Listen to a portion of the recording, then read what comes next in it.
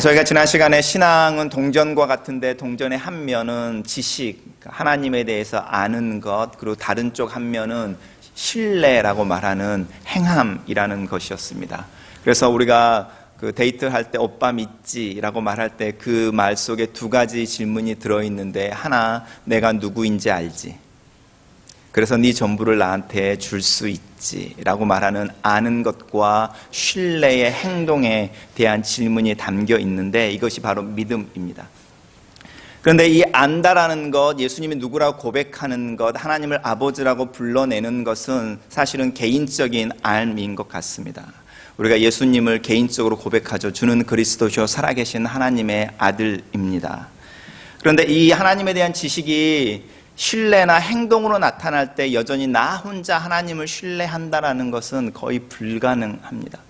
베드로가 주는 그리스도시요 살아계신 하나님의 아들입니다라고 하나님이 알게 하신 예수님이 누구인지에 대한 지식을 고백해냈을 때에 예수님께서 그래서 그 고백 위에 교회라는 공동체가 세워질 것이다. 우리 하나님에 대한 신앙 고백은 절대로 혼자 고백되어지는 것이 아니라, 실천되어지는 것이 아니라 공동체의 형태로 실천되어지고 고백되어집니다. 왜냐하면 우리의 영적인 영역 속에서 하나님은 나의 아버지이십니다, 예수님은 그리스도이십니다라는 고백이 절대로 경험되어지거나 실천되어지지 않기 때문입니다. 무슨 말이냐면, 우리가 가지고 있는 영적인 지식이 행동으로 나타날 때 우리는 누군가 상대를 가지고 있다는 겁니다. 내가 주는 그리스도이십니다라는 고백을 예수님 앞에서 고백하는 그 고백이 전부가 아니라, 내 앞에 서 있는 다른 사람들 앞에서 주는 그리스도이십니다라고 고백할 때 그 고백이 온전해진다는 겁니다. 그래서 우리가 소위 말하는 동양의 종교들 중에 개인적인 깨달음, 개인적인 수행, 그래서 어떤 레벨에 개인이 도달하는 것을 강조하는 것과 다르게 기독교에서는, 기독교 신앙에서는 항상 공동체를 강조합니다. 그것은 하나님이 사람을 만들 때 벌써 남자와 여자로 만들었다는 복수에서 우리가 믿음의 조상이라고 말하는 아브라함을 부를 때에 약속하는 그 약속이 민족과 나라라는 것입니다. 오늘날 우리 기독교 신앙에 있어서 조금 문제가 생기는 이유들 중에 하나는 구원이라는 단어를 내가 예수 믿고 용서받아 천국에 간다라고 말할 때 나라는 단어에 액센트를 두고 있다는 것에 문제가 있습니다. 예수님께서 십자가에 죽으신 것은 이 세상에 나 혼자밖에 없는 것처럼 나를 사랑하셔서 죽으셨다라고 고백하는 것이 맞지만, 사실 나를 위해서, 나만을 위해서 죽으신 것은 아닙니다. 왜냐하면 그분이 전달하시는 메시지는 나 김경웅의 구원이 아니라 하나님이 다스리는 나라에 대한 메시지였습니다. 네가 나를 믿고 하나님을 아버지라 부르게 될 때에 네가 경험하게 되는 어떤 다른 나라가 있다는 겁니다. 다른 권세가 있고, 다른 권력이 있고, 다른 삶의 스타일과 법과 시스템이 있는데, 그것을 하나님의 나라라고 해서 하나님이 다스리는 공동체를 경험하게 될 것이다.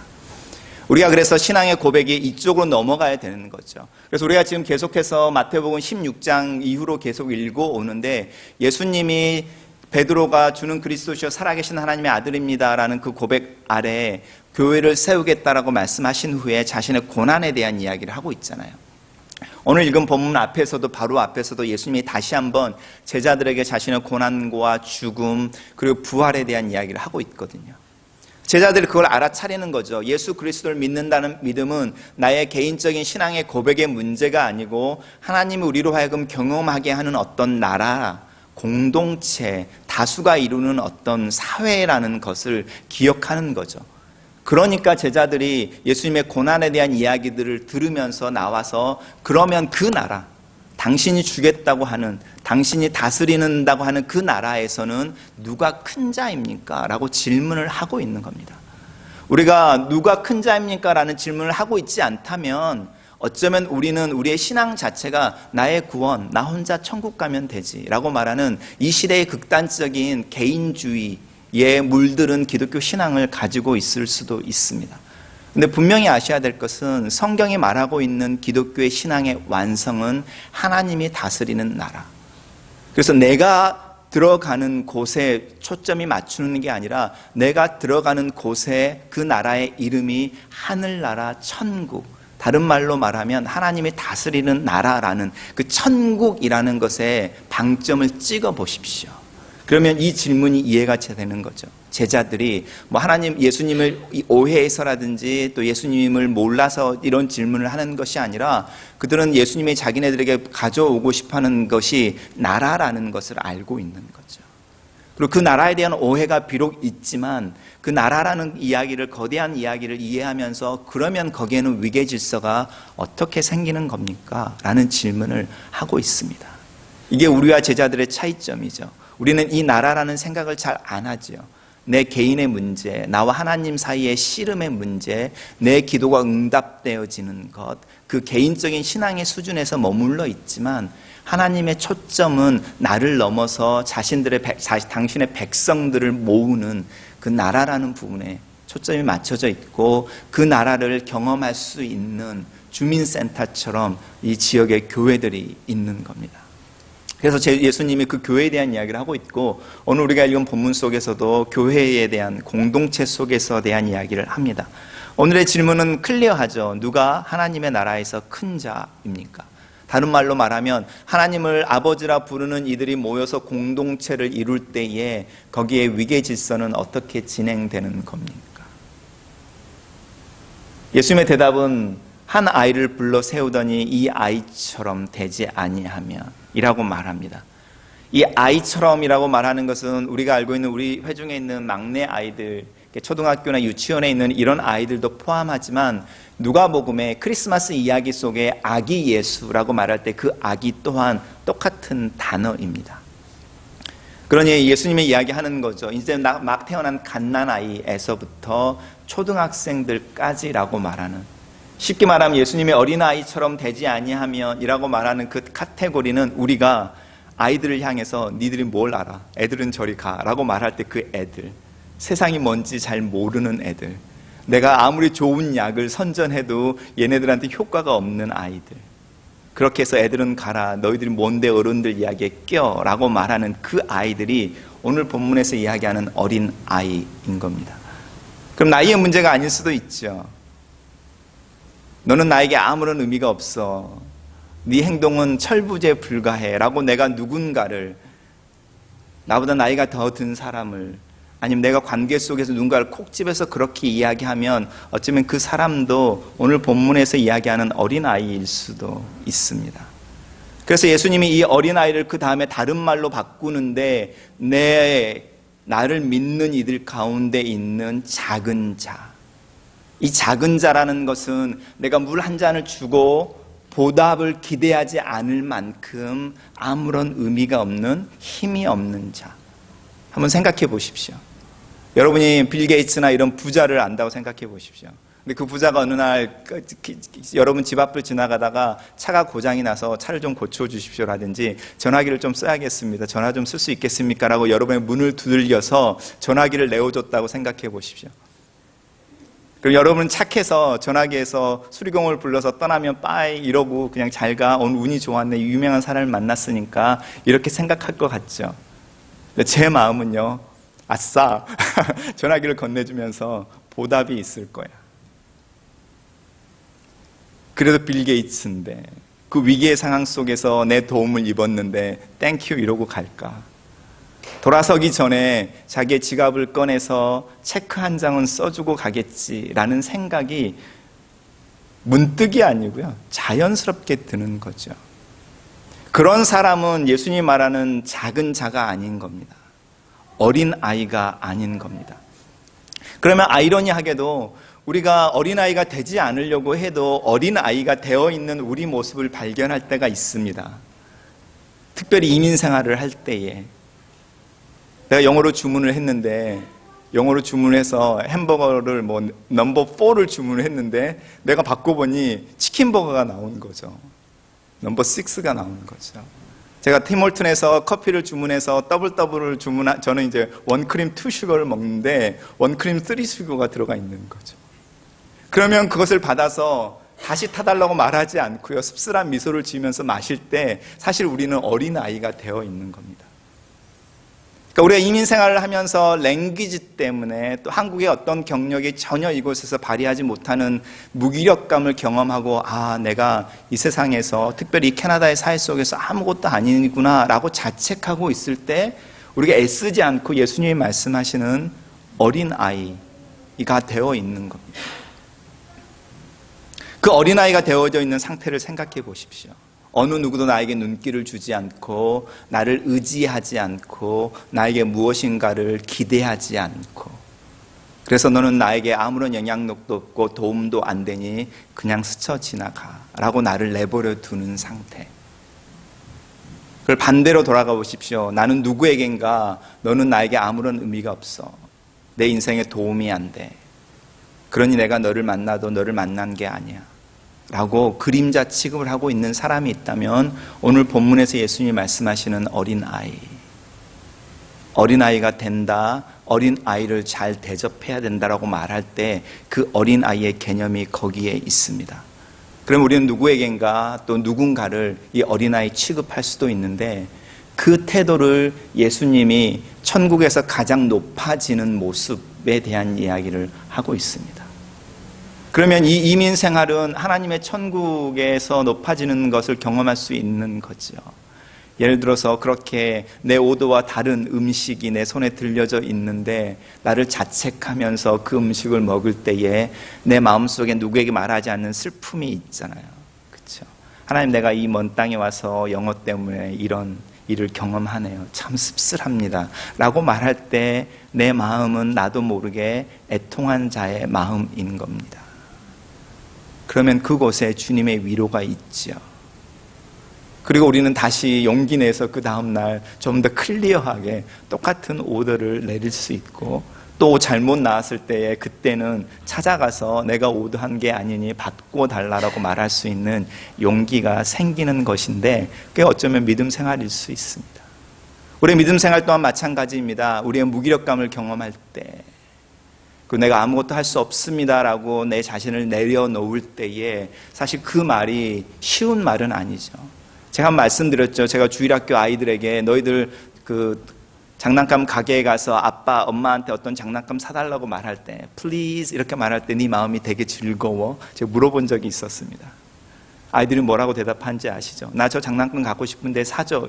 엄마가 안 돼. 나중에 이렇게 말할 때 please, please 이렇게 말할 때 마음속이 막 즐거울 것 같죠. 그 아이들도 아는 거죠. 그 마음이 즐겁지 않답니다. 내가 돈만 있으면 저거 살 수 있는데 이런 마음이 있답니다. 그러니까 어린아이의 마음, 할 수 없는, 하고 싶은데 할 수 없는, 내 안에 능력이 없음, 이런 것에 대한 자각, 그러니 그 마음은 애통한 마음이고 상처 입은 상한 마음인 것이고, 그 마음이 하나님 앞에 내려질 때에 그 마음이 하나님이 받아주신다고 말하는 겁니다. 그러니 천국에서 가장 높은 자는 이 세상에서 가장 낮은 자, 그리고 천국에서 가장 높은 자는 어쩌면 내가 무시하고 외면하는 어떤 한 사람일 수도 있습니다. 우리가 그런 것을 지난주 인터넷 뉴스의 한국 상황을 보신 분들은 알고 계시죠. 서울의 어느 구에서 한방병원을 지을 거냐, 아니면 장애자 아이들이 교육하는 학교를 지을 거냐. 우리는 성경 본문이 바로 적용되어지고 있는 현실을 보는 겁니다. 많은 사람들이 자신들의 건강과 좀 더 나은 삶의 퀄리티를 위해서 복지에 대한 이야기를 하면서 한방병원. 그렇지만 법적으로는 그 부지는 학교 부지여서 학교 밖에 들어올 수 없는데, 근데 그 학교가 들어오면 주변의 집값이 떨어지니 안 돼라고 말할 때에 천국에서 낮은 자들이 그곳에 있는지 높은 자들일지 우리가 다 알 수 있습니다. 교회를 한번 돌아와 보십시오. 우리 함께 교회를 이룰 때에 우리는 낮은 자로 어린아이처럼 서 있는지 내 자신을, 그리고 내 주변에 함께 예배드리고 있는 형제 자매들이 한번 오늘 보면 다음 주 이때까지 전혀 안 보고 생각도 안 날 사람인데 찾아가서 먼저 인사하고 물 한 잔 먼저 주고 안부 묻고 상황 듣고 걱정해 주는지. 그럼 우리는 하나님 앞에서 어린아이처럼 서 있으며 우리에게 어린아이를 예수님을 대접하듯이 대접하고 있는 거죠. 이 관계가 형성되어지는 공동체, 그리고 이런 모습의 그리스도인을 생각해 보신다면 왜 오늘날 한국 교회가 기독교의 신앙이 혐오라는 단어로 사람들을 잃고 있는지. 북미에서 그리스도인들이 교회를 떠나는 이유는 새로운 종교, 새로운 가치, 새로운 문명, 문화, 이민자들을 통해서 이런 경험에 의해서 자신들의 고향을 떠나고 있는 거라면 한국에서 교회를 떠나고 있는 많은 이들은 혐오 때문이잖아요. 감정적인 거절, 분노, 상처. 그것의 원인은 바로 오늘 본문 속에 있는 겁니다.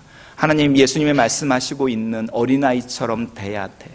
너가 아무것도 할 수 없는 존재라는 그 고백의 모습으로 사람들 앞에 서 있을 수 있을까? 두 번째, 너에게 아무런 의미가 없는 그 사람을 대접하고 존경하고 안부를 묻고 그 사람을 안아줄 수 있을까? 근데 정말로 무서운 것은 예수님이 그렇게 이야기할 때에 쓰고 있는 단어입니다. 누구든지 어린아이처럼 되지 아니하면, 누구든지 어린아이를 대접하지 아니하면. 우리가 믿고 있는 신앙의 고백을 조금 허무는 것 같죠. 우리는 예수 그리스도를 믿고 있어서 천국에 갈 수 있습니다라고 말하는데, 오늘 본문에서 예수님은 그 믿음에 대한 이야기를 하지 않고 있죠. 너에 대한 태도를 이야기하는 겁니다. 그것이 너로 하여금 천국에 들어가게 할까 하지 않을까. 사실 무서운 이야기일 수도 있습니다. 어쩌면 우리가 신앙 고백을 해내고 구원의 확신이라고 말하는 그 영역 속에 금을 하나 가게, 큰 금이 갈라지게 정예에 두고 망치에 두들고 있는 본문이 오늘 본문입니다. 마태복음에서 이런 본문이 군데군데 발견되어지죠. 우리의 신앙이 아전인수격으로 내 개인의 구원이라고 말하는 산성과 토치 안에 갇히지 않도록 예수님이 정으로 금 하나를 쩍쩍 가게 만드시는데, 누구든지 나더러 주여 주여 하는 자들이 아니라, 이런 표현들을 쓰는 겁니다.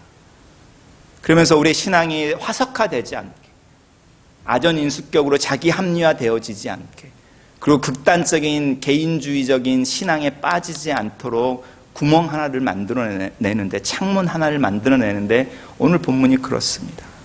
누구든지 어린아이처럼 너희 자신들의 연약함 앞에 정직하지 아니하며, 그리고 너에게 아무런 의미가 없어 고개 돌리면 잊혀져 버리는, 물 한 잔을 주고도 기대하는 게 없으니 내가 물을 줬다는 것을 잊어버릴 수 있는, 그렇게 무가치한 그 사람 하나에게 잘해주는 것, 물 한 잔 주는 게 천국에 들어가는 방법이다 라고 말하는 겁니다. 그러면 그 서러운 사람들이 모여있는 공동체를 생각해 보십시오. 우리 서로를 위로하고 격려하고 서로의 상황들에 대해서 공유하고, 그리고 옆에 서주고 앉아주고, 아이들이 얼마나 수많은 조언들을 할 수 있겠습니까? 깊이 있는 충고가 아니라 들어주고, 손잡고 같이 울어주고, 즐거울 때 같이 놀아주고, 그런 모습의 공동체를 생각해 보신다면 그 천국이 우리의 교회가 될 수 있는 거죠. 여러분을 오늘 조전하는 것은 이 부분입니다. 그러면서 예수님이 말씀하시죠. 내 하늘에 계신 내 아버지, 그리고 그 뒤로 읽어보시면 하늘에 계신 너희 아버지, 내 아버지와 너희 아버지의 동일한 마음이 있는데, 그 마음은 이 어린아이처럼 이 세상이 외면하는 자들, 그 자들을 너희들이 손잡고 있어주는 것이다. 특별히 이민생활 속에서 우리의 마음이 추워지고 얼어붙을 때에 이 말씀을 경고처럼, 우리의 마음을 녹이는 횃불처럼 마음속에 간직해야 되는 이유는 우리 아버지가 우리가 그렇게 사는 것을 원하기 때문입니다. 같이 기도하겠습니다.